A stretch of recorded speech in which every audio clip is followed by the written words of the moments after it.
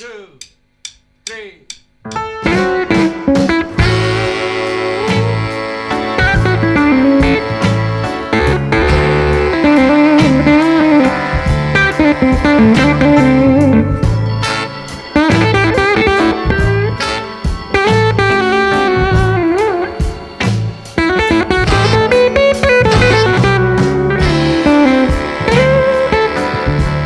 Okay, so this Friday rig is something a little bit different. I'm going to be playing to a backing track, and I've got this really interesting guitar made by a company that's doing things completely differently to everyone else, and also an amp company that are doing things their own way. With that, a couple of great pedals. So let's have a quick look at what I put together this week, and then we'll hear what it sounds like. Okay, I have heard someone call this guitar fugly. I'm not exactly sure what that means, but I think I can take a guess. I couldn't agree. I think it's charmingly different. Well, basically what happened was Frank Brothers put this up on their Instagram, and the only thing you could see was like the horn. It was something like, oh, I'm not going to get this to focus, am I? It was much closer up than that, and you could see that horn there, okay? And they said they were going to put it up for sale. It was the first of a new model called the Radar.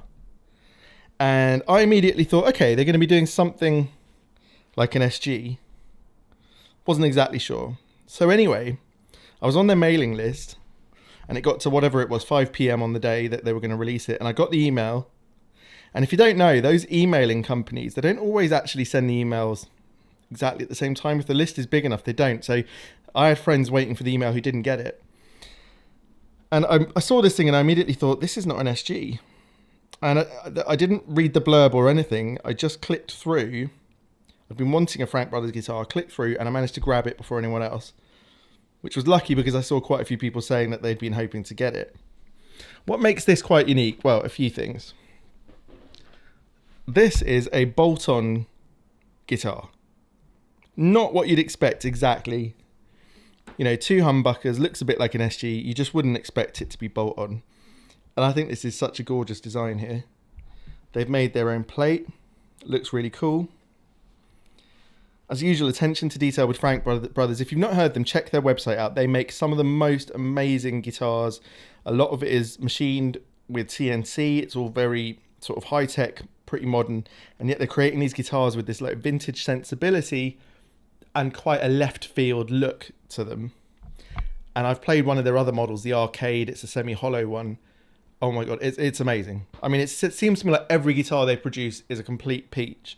That's what they're in the business of. Look at this wiring. Comes with this see-through cover. Absolutely stunning.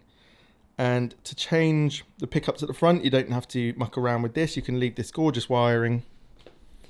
And under here, there's a way of disconnecting the pickups. I'm not exactly sure, but we'll be doing it at some point because these Lola Imperials are really interesting. I've never tried them before, but they're not as open and transparent as what I'm used to with pickups. So I might try something else. So anyway, there'll be some other videos with this where you'll hear more about it. Okay, so here's another really sort of left field piece of gear. This is a Benson amplifier. Now, I've been trying to get a Benson Monarch for about 2 years. They come up for sale in the US straight from the website, and they're not necessarily super expensive. We're not talking $2 money. You know, these are in the $2,000 and $2,500 range, but they're made in very small quantities, and Andertons do stock them, but they haven't had any of the bigger amps for ages. They get some of the 1 watt and occasionally a 5 watt. Well, this is a 15 watt amp called the Earhart, and it's basically a top boost style. So you're looking at your Voxes and everything, except done the Benson way. And again, going to be a lot more content about this. My first impression is that everyone's right when they say that Benson get these amazing sort of harmonics, even when you don't push the volume very hard. You know, there's something really warm and harmonic and musical about the way they sound. You might not think you hear that in today's video. It's difficult to tell with a backing track, but watch out. In the next few weeks, there'll be more content about this, and you'll hear everything you need to know about it. Okay, onto the pedals for today. I had the Reeves ZO, so that's a Zonk, on for quite a lot of the time. And then I've been using the Dane. And actually, this is where I just want to do a little sort of shout out to my charity raffle that's currently ongoing. I have a fundraising project that I call the Pink Guitar Project, and this is the Dane that was made specially for the project. It's PD1, Pink Dane 1, and Thorpe called me one day and said he wanted to make a pink Dane, and that Pete Honore, Danish Pete, was completely on board. So I went to visit Pete, who gave it to me, and actually it's going to go back to Pete quickly next week so he can sign it, because we forgot for him to sign it, and then get sent out to the winner. So check the link I'll put it in the first comment and the description. We're at 480 tickets sold. So we've raised about £1,700 from this one pedal so far. I'd love to raise $3,000. So we still need to sell quite a few more tickets. So if you'd love this, I've been playing with it a lot recently. I hadn't really ever played the Dane much before. I had tried it a couple of times. It's a lovely overdrive, and I'm going to do another video about it next week. So let's hear what this can all do. And I'll leave this video with the playing, so I'll just quickly tell you my thoughts. These Lola Imperials have a very smooth sound to them, smooth sound and feel. There's nothing wrong with it. They're not like the sort of paths that I would go for, made by people like Sunbear or Throwback, or other companies that do really sort of transparent and sort of accurate representations. These are like sort of flavored, and they give this guitar a really mellow, smoothed out sound that actually is quite appealing. And so when I do a video about this with these pickups in, I'm going to play it through other amps, and you'll hear that. It's a beautiful guitar to play, really comfortable neck, and I'm not going to tell you anymore because I want to do a much more in-depth video with this guitar, because I think it's something really exciting. This is cheaper. This is their cheapest model, being bolt-on, and something that you might be interested in. So anyway, let's hear more of what it sounds like.